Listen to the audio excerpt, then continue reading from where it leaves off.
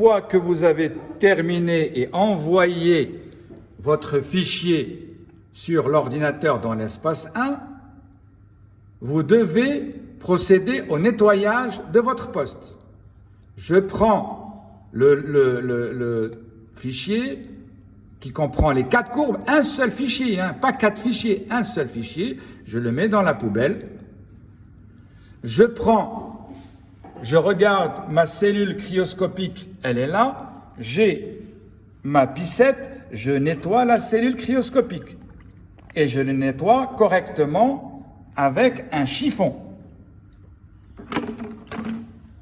Voici, je nettoie délicatement, attention, le thermomètre est fragile. Voici le thermocouple du thermomètre. Il est fragile, je nettoie bien, parce que si vous laissez des traces durées, ça va perturber les manipulations de vos camarades.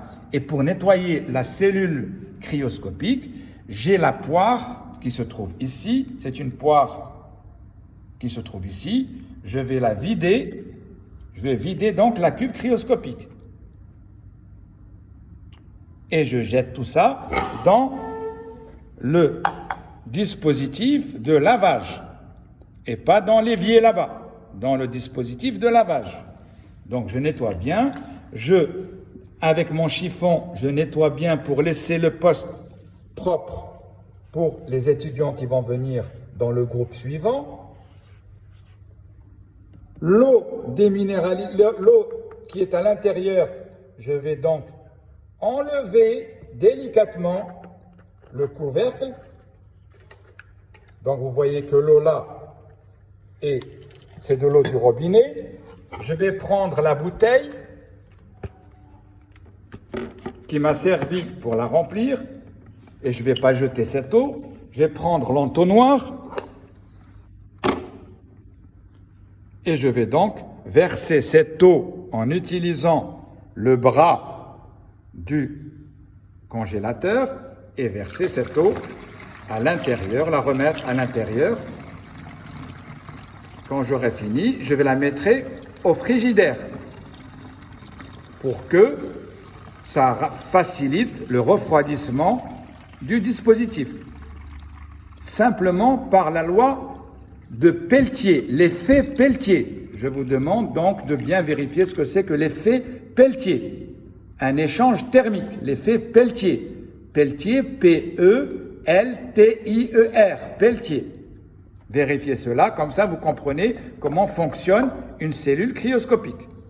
Et je remets délicatement le dispositif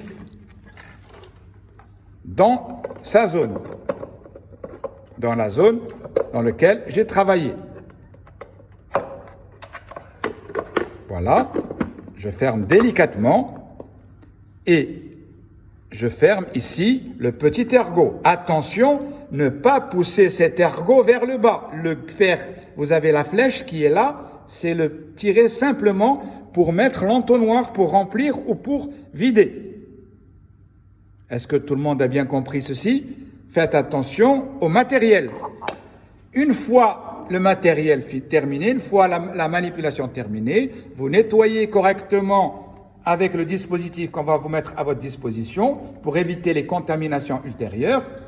Vous nettoyez le dispositif, nettoyez également délicatement avec le chiffon la console Exao et cette pipette, d'accord, vous enlevez la poire délicatement et cette pipette, vous la mettre dans l'eau de Javel. Comme ça, l'étudiant qui va venir par la suite, elle sera décontaminée.